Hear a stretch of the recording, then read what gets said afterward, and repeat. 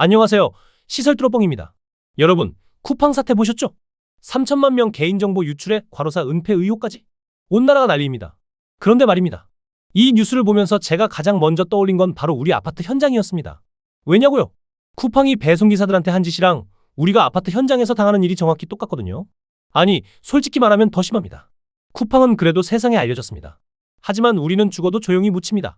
오늘은 20년 넘게 시설관리 현장을 지켜온 제가 누구도 말하지 않는 아파트 시설관리 현장에 진짜 민낯을 까발리겠습니다. 불편한 진실일 수 있습니다. 하지만 누구나 겪을 수 있는 일입니다. 첫 번째, 쿠팡과 우리 현장 구조가 똑같다. 쿠팡의 민낯? 쿠팡 창업자가 뭐라고 했는지 아십니까? 그가 열심히 일했다는 기록이 남지 않도록 확실하게 하라. 2020년 과로사한 노동자에 대해 한 말입니다. 화장실 출입시간, 물 마신 시간까지 분초 단위로 기록해서 과로 증거를 지우라는 거였죠. 1년 6개월 만에 체중이 15kg 빠진 사람이 급성 심근경색으로 죽었는데 그게 일 때문이 아니라고 우기려고 말입니다. 이게 사람이 할 짓입니까? 아닙니다. 이건 살인입니다. 합법적 살인입니다. 더 가관인 건 중대재해 대응 매뉴얼입니다. 노동자가 죽으면 어떻게 은폐할 건지, 유족은 어떻게 입막을 건지, 언론 노조는 어떻게 차단할 건지가 문서화되어 있었습니다. 사람이 죽는 걸 대응이라고 부릅니까? 이건 범죄 조직의 증거인멸 매뉴얼입니다. 이게 2026년 대한민국 대표 이커머스 기업의 실체입니다. 우리 아파트 현장도 똑같다. 자, 이제 우리 현장을 봅시다. 당직 근무자는 새벽 3시에 보일러 고장으로 호출받아 달려갑니다. 그런데 입주민이 뭐라고 합니까? 왜 이렇게 늦게 와? 관리비 내는데 당연한 거 아니야? 당연하다고요? 당신은 새벽 3시에 회사에서 전화 오면 달려갑니까? 휴게 시간에 잠깐 쉬고 있으면 민원 전화가 옵니다. 왜 전화 안 받아? 당직 서는 거 아니야? 휴게 시간이라고 설명하면 그럼 누가 민원 받아라고 합니다. 휴게 시간이 뭔지 모르십니까? 근로기준법 54조 읽어보십시오. 이건 법으로 보장된 권리입니다. 주는 게 아니라 받는 겁니다. 일근자 관리과장은 주말에 가족들과 시간 보내다가 긴급 호출 받아 나갑니다. 휴일수당? 법으로는 있지만 거의 주지 않습니다. 달라고 말도 못합니다. 대신 대체 휴무로 때우는 식입니다. 이게 정상입니까? 아닙니다. 이건 불법입니다. 근로기준법을 보십시오. 휴일 근무 후에 다른 날 쉬게 하는 건 대체 휴무입니다. 이 경우엔 휴일수당 50% 가산을 반드시 줘야 합니다. 안 주면 임금 체불입니다. 범죄입니다. 사전에 노사 합의하고 근무 전에 대체할 날을 정하는 게 휴일 대체입니다. 이 경우만 수당 안 줘도 됩니다. 하지만 여러분 현장은 어떻습니까? 사전 합의 있습니까? 없죠. 그럼 불법입니다. 경비원은 더 심합니다. 2020년 우이동 아파트에서 경비원이 개처럼 찢어봐라. 갈비뼈를 부러뜨린다는 폭언을 일삼는 입주민에게 시달리다 스스로 목숨을 끊었습니다. 2023년 강남 대치동 아파트에서는 관리소장의 갑질에 시달리던 경비원이 나를 죽음으로 끌고 가는 관리소장은 책임져야 한다는 유서를 남기고 세상을 떠났습니다. 유서를 남기고 죽어야 세상이 들어줍니까? 죽어도 모르는 척하는 게 이 업계 아닙니까? 경비원만의 문제가 아닙니다. 시설관리자도 똑같습니다. 입주민이 개인 집 수리를 해달라고 하고 밤낮 없이 호출하고 제대로 안 되면 관리사무소에 민원 넣어서 압박합니다. 관리소장은 입주민 심기 건드리면 안 돼 그냥 해주라고 합니다. 관리소장은 도대체 누구 편입니까? 직원 편입니까? 입주민 편입니까? 아니, 본인 자리 지키기 편이죠? 처벌은 어떻습니까? 우이동에서는 가해 입주민이 징역 5년을 받았습니다. 하지만 대치동은요? 관리소장이 개인정보보호법 위반으로 벌금 600만 원만 냈습니다. 갑질에 대해서는 경찰이 직장 내 괴롭힘은 고용노동부 관할 일하며 내사 종결했습니다. 고용노동부는 용역업체에 과태료만 부과했죠. 관리소장 본인은 아무 처벌 없이 여전히 그 자리에서 일하고 있습니다. 간접고용 구조 때문에 직장 내 괴롭힘 금지법이 적용되지 않았기 때문입니다. 벌금 600만 원이요. 사람 죽였는데요. 관리소장은 아무 처벌도 안 받았는데요. 이게 대한민국 법입니까? 산재는 인정됐습니다. 하지만 갑질 처벌은 없었습니다. 오히려 문제를 제기한 동료 경비원 76명 중 43명이 집단 해고 위기에 내몰렸습니다. 이게 정상적인 사회입니까? 피해자는 잘리고 가해자는 아무 처벌도 없이 그대로입니다. 이게 2026년 대한민국입니다. 두 번째, 시설관리 현장의 구조적 문제. 일 간접고용이라는 합법적 착취 구조? 제가 20년 넘게 시설관리 현장에 있으면서 가장 분노하는 게 바로 이겁니다. 간접고용? 이게 뭡니까? 책임은 안 지고 부려먹기만 하는 시스템 아닙니까? 쿠팡 배송기사의 75%는 위탁 배송기사입니다. 개인사업자로 등록돼 있죠. 그래서 쿠팡은 우리는 고용한 적 없다고 발뺌합니다. 우리 아파트는 어떻습니까? 경비원, 미화원 모두 용역회사 소속입니다. 입주민이나 관리소장이 아무리 괴롭혀도 직장 내 괴롭힘 금지법이 적용 안 됩니다. 왜요? 같은 회사가 아니니까요. 말이 됩니까? 매일 얼굴 보고, 매일 지시받고, 매일 통제받는데 같은 회사가 아니라고요? 이건 법의 허점을 이용한 노골적인 탈법 행위입니다. 이게 합법입니다. 법이 이렇게 만들어져 있어요. 착취를 합법화해 놓은 겁니다. 누가 만든 법입니까? 국회의원들이 만든 법입니다. 본인들은 미래를 보장받으면서 우리한테는 간접고용시키는 법을 만들었습니다. 이 초단기 계약이라는 목줄. 쿠팡은 배송기사들을 쥐어짤 수 있습니다. 왜요? 언제든 잘릴 수 있으니까요. 우리는 어떻습니까? 처음엔 3개월, 그 다음엔 9개월, 아니면 1년 단위로 계약합니다. 3개월 계약이 가장 흔하고 길어봐야 1년입니다. 여러분, 이게 사람 쓰는 겁니까? 이건 물건 임대하는 겁니다. 이렇게 짧은 기간마다 재계약해야 하는 시설관리자가 입주민의 부당한 요구를 거절할 수 있겠습니까? 이번에 계약 연장 안 되면 어쩌지 전전긍긍하는데 말입니다. 관리소장은 본인이 잘리지 않으려고 우리한테 입주민의 무리한 요구를 다 들어주라고 압박합니다. 101호 화장실 수리 좀 해줘. 개인 집이지만 그냥 해줘. 305호 싱크대 배수가 막혔대. 빨리 가봐. 저 입주민 심기 건드리면 안 돼. 입대해야 하는 사람이야. 뭐든 들어줘. 업무 범위를 넘어서는 요구인데도 거절하면 다음 계약이 보장되지 않습니다. 이게 계약입니까? 이건 협박입니다. 노예 계약입니다. 삼보이지 않으면 당연하다는 착각. 쿠팡 이용자들은 클릭 한 번에 다음날 물건이 도착하는 게 당연하다고 생각합니다. 그 뒤에서 누가 하루 12시간씩 주 6일 일하는지 보이지 않으니까요. 아파트 입주민들도 똑같습니다. 관리비 내는데 뭘 하나? 이렇게 말씀하시는 분들 많습니다. 그런데 한 번이라도 생각해 보셨습니까? 새벽 5시에 누가 기계실 점검하는지, 한여름 옥상 저수조를 누가 올라가서 점검하는지, 한겨울 동파 방지를 위해 밤새 누가 순찰하는지, 365일 24시간 비상 상황에 누가 대응하는지 말입니다. 엘리베이터가 정상 작동하는 건, 보일러에서 따뜻한 물이 나오는 건, 정전이 안 되는 건, 소방시설이 제대로 작동하는 건 당연한 게 아닙니다. 시설관리자가 매일 점검하고 관리하고 보수하기 때문입니다. 보이지 않는다고 없는 게 아닙니다. 보이지 않는다고 당연한 게 아닙니다. 사돈 받고 하는 일이라는 폭력적 논리. 쿠팡 창업자는 이렇게 말합니다. 그들은 시간제 노동자들이다. 성과로 돈을 받는 게 아니다. 왜 열심히 일하겠나? 아파트 입주민들도 이렇게 말합니다. 돈 받고 하는 일인데 이 논리가 얼마나 폭력적인지 아십니까?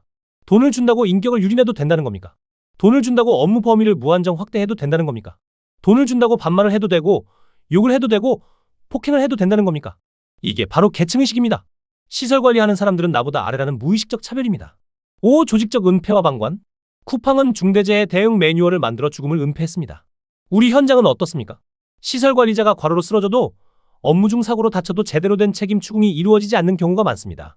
입주자 대표회의는 방관합니다. 관리사무소는 쉬쉬합니다. 다른 입주민들은 우리랑 상관없는 일이라고 생각합니다. 시설관리자가 업무 중 다치면 조심성이 없어서 안전수칙을 안 지켜서라고 개인 탓으로 돌립니다. 세 번째, 우리가 당하는 갑질의 실체. 입주자 대표회의라는 무책임한 권력. 입주자 대표회의, 이 조직이 얼마나 문제인지 우리는 너무 잘 압니다. 법적 책임은 없으면서 권력은 막강합니다. 시설관리 직원 자르는 것도, 관리비 쓰는 것도, 용역회사 바꾸는 것도 이들이 결정합니다. 그런데 잘못되면 아무 책임도 안 집니다. 이게 말이 됩니까? 권력은 있는데 책임은 없다.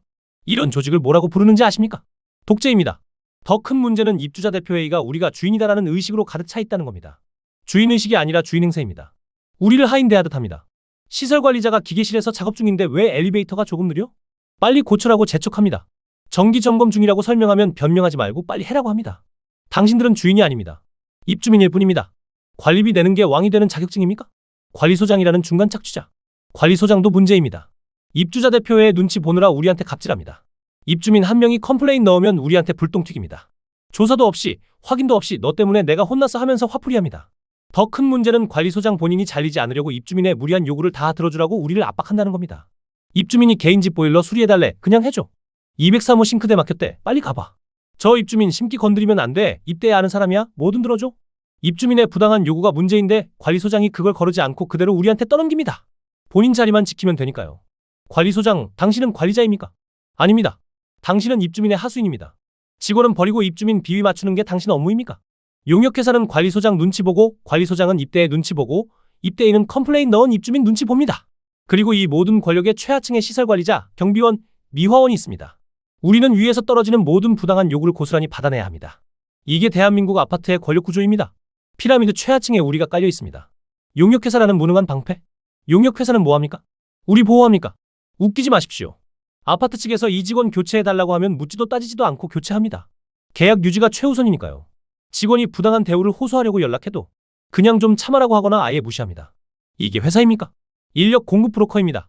용역회사 사장님들 듣고 계십니까? 당신들은 직원을 보호해야 할 회사입니다. 아파트 눈치 보는 하청업체가 아닙니다.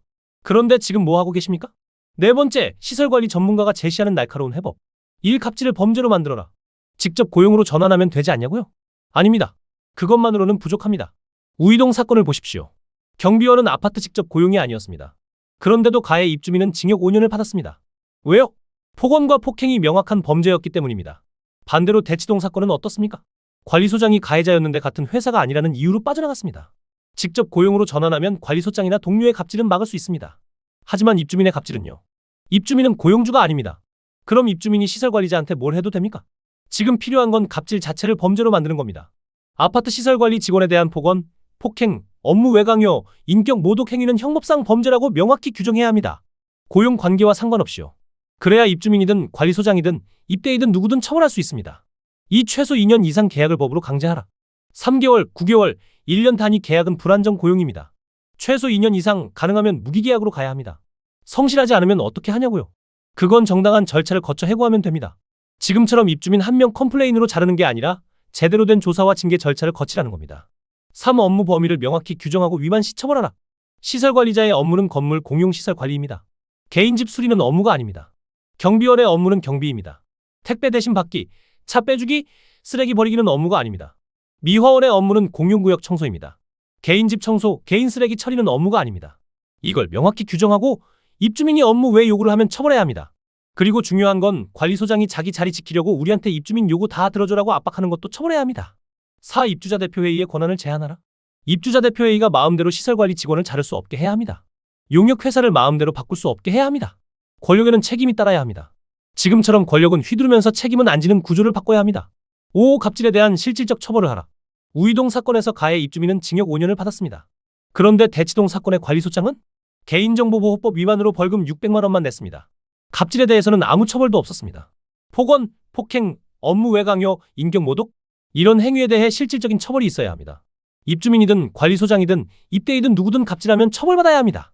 벌금형으로는 부족합니다. 징역형도 가능해야 하고 아파트 내에서도 제재를 받아야 합니다. 예를 들어 갑질로 유죄 판결받은 입주민은 입대의 피선거권을 박탈한다든지 공용시설 사용을 제한한다든지 하는 실질적 제재가 필요합니다. 정리하겠습니다. 더 이상 참지 마라. 쿠팡 사태를 보면서 여러분은 어떤 생각이 드셨습니까? 우리 현장도 똑같네. 우리도 저런 일 당하는데 이런 생각하셨을 겁니다. 맞습니다. 우리 아파트 시설관리 현장이 더 심합니다. 20년 넘게 이 현장에 있으면서 제가 가장 안타까운 게 뭔지 아십니까? 여러분들이 이게 원래 이런 거야. 참아야지 뭐. 직장이 어디 그렇지 이렇게 생각하며 참고 견딘다는 겁니다. 아닙니다. 원래 이런 게 아닙니다. 쿠팡 노동자들이 29명이나 죽어가면서도 세상이 모르고 지나갔습니다. 왜요? 쉬쉬했으니까요. 혼자 참았으니까요. 우리도 똑같습니다. 시설관리자가 과로로 쓰러져도 업무 중 사고로 다쳐도 나 하나 참으면 되라고 생각하며 조용히 넘어갑니다. 그래서 아무것도 바뀌지 않는 겁니다. 참으면 당합니다. 참으면 죽습니다. 이제는 말해야 합니다. 기록해야 합니다. 싸워야 합니다. 입주민이 업무 외 요구를 하면 정중하게 거절하십시오. 죄송하지만 그건 제 업무 범위가 아닙니다라고 말하십시오. 녹음하십시오. 문자로 받으십시오. 관리소장이 부당한 압박을 하면 기록하십시오. 증거를 남기십시오. 노동청에 신고하십시오. 경찰에 신고하십시오. 여러분이 당한 갑질을 SNS에 올리십시오. 익명으로라도 제보하십시오. 세상이 알아야 바뀝니다. 그리고 무엇보다 중요한 것, 여러분은 혼자가 아닙니다. 전국의 아파트 시설관리 현장에서 여러분과 똑같은 일을 겪고 있는 동료들이 수만 명입니다. 우리가 함께 목소리를 내면 바뀝니다. 우리가 함께 싸우면 이깁니다. 쿠팡 노동자들 보십시오. 침묵을 깼을 때 세상이 움직였습니다. 우리도 할 수 있습니다. 이 영상이 도움이 되셨다면 좋아요와 구독 부탁드립니다. 댓글로 여러분의 이야기를 들려주세요. 현장의 목소리가 가장 강력한 무기입니다. 절대 포기하지 마십시오. 시설 뚫어뻥 다음 영상에서 뵙겠습니다.